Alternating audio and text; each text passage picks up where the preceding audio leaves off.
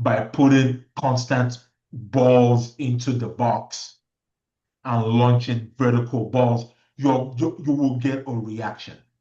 Oh yeah, I get that, Just but think of Klopp, right? Klopp did not play a particular brand of just possession football.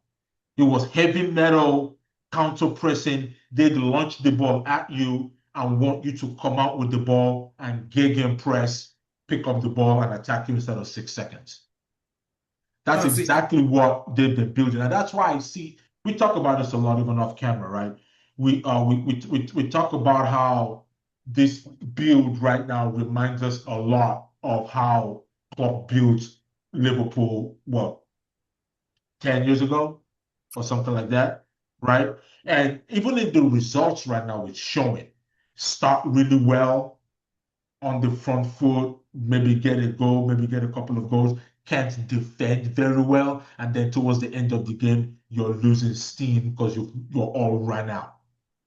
yeah, but Go I'll ahead. put it this way. Right now, teams they still play defend of Manchester United. But they're still trying to create chances.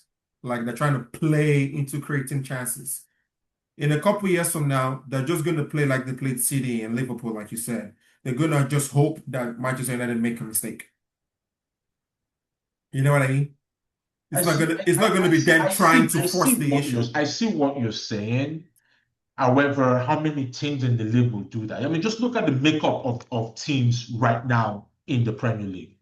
Away from home, if I went to Newcastle right now, They're they're attacking. not they're not gonna sit. They're attacking that plays right into what this team likes to do right now. Hmm. You go to Tottenham. They're attacking. They're not sitting back. You go to Villa, they're not sitting back. You go to Palace, they're not sitting back.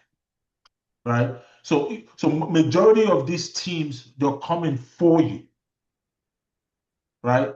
Now, the issue with this current squad, which is a good thing and a bad thing, because it's a bad thing because right now it's no fun just conceding these soft goals, right? But it's a good thing because the foundations are being built. One of the expectations that we talked about preseason was I wanted to see a big shift in mentality.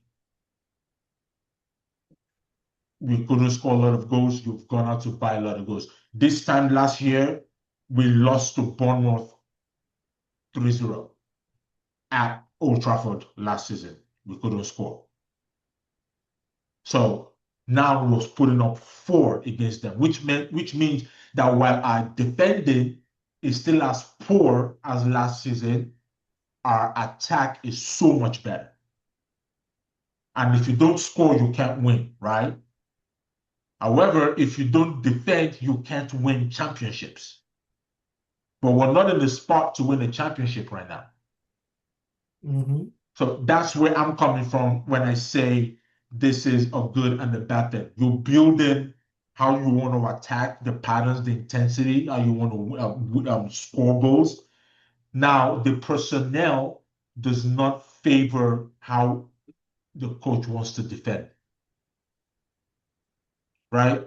So one thing I would say, and you definitely know this, having watched how he played in Sporting, he needs dual winners in midfield and in his defending unit.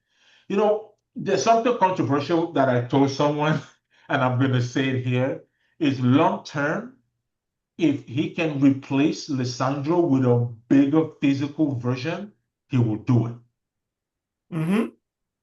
right? Because there's a lot of spaces. Look at Semenyo's goal.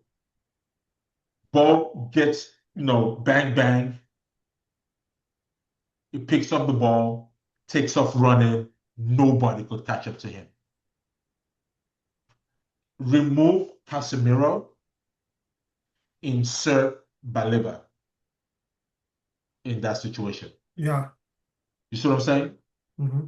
Remove Hayden Heaven, insert Delicht in that situation. So Delicht was injured, so obviously, right? So the personnel matters because of the kind of spaces that you leave behind when you're committed to playing that brand of attacking football.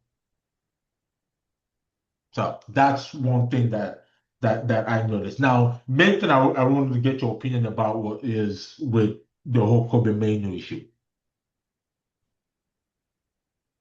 Where do you play Kobe? That's one thing nobody wants to talk about. People keep saying play Now, Kobe. Where do you play Kobe? the best argument I've heard so far is that you change the formation. So if you go to a 4-3-3, now you can play Bruno further forward, Mainu as your box to box, and then Casemiro as your six that hooked. Yeah, but I'm not changing the formation. That's the thing, right? This formation gives you extra verticality. It's not even about this Go ahead. formation. I am a coach. This is me talking as Amarin. I am a coach that has gained success with my formation. You want me to change my formation because of the players that I have, which I understand, but it's sustainable. I can get results, but you don't what you want to build is long-term success. Like you say this off camera. Amarin has exposed the flaws of Manchester United. Yeah, oh, definitely. He's I, exposed I flaws love with it for Manchester him. United. And he's played the same system over and over and over and over and over again. And if there is one thing that successful teams have is predictability of lineup. You know who's supposed to be on the lineup when you're playing them. And you know that they're going to play 3-5-2. You know they're going to play 3-4-3. You know they're going to play 4-3-3. You know they're going to play 4-4-2. You know.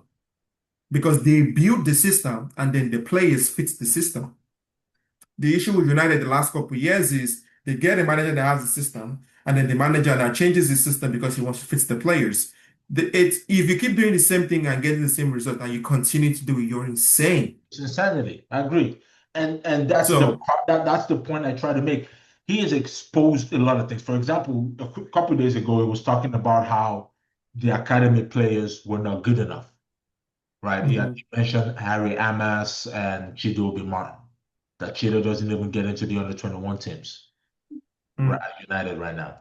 And that Harry Amas hasn't been doing, very well. Now, Amas had just won Player of the Month at the club is at. I forget the name of the club is at.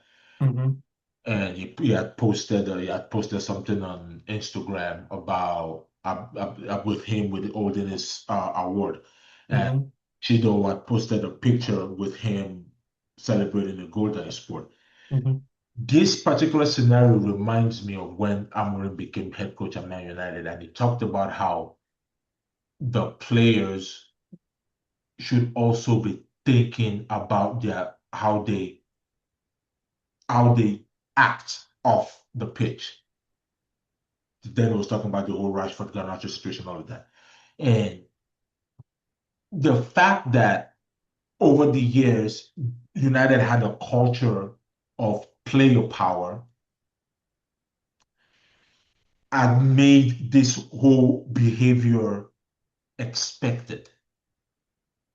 And part of the things we had talked about preseason was this year was about a shifting away from that culture.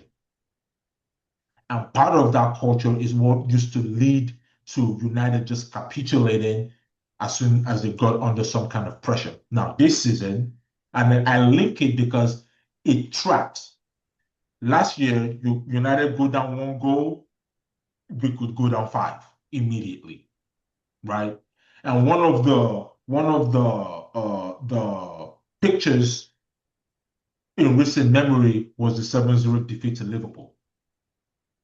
And even last season, they might play well for a bit, but couldn't score because we didn't have attackers, and Garnacho would miss every single chance, Mhm. right? But as soon as they concede, the whole team dissipates. This season, we go down, we're fighting back, right? We're clawing back. We had what, a late winner against Forest, a late equalizer against Forest, late equalizer against Spurs. dragged ourselves back yesterday to go ahead before losing the late goal to draw that game as well. So this is a change of the mentality. Now the next mentality to be score one goal, score a second, score a third. But that doesn't come until you get the right pieces. So for me, Mhm. this team is still in the rebuilding process. Yeah. Any conversation right now about formation or where you are on the chart and all of that stuff, I think is all premature. Mhm. But anyway, we're gonna end this right here. On our next episode, we'll talk about transfers, but let's keep that for right before January window opens. Right? Well, it's good to be back. It's Oh good to yeah. see you. It's good that we're having this conversation on camera again. Please do not forget to like, share, and subscribe. Once again, thank you for joining us on the FNG Pod. I'm Manny, and this is my brother. Anthony. Thank you, guys. Thank you guys.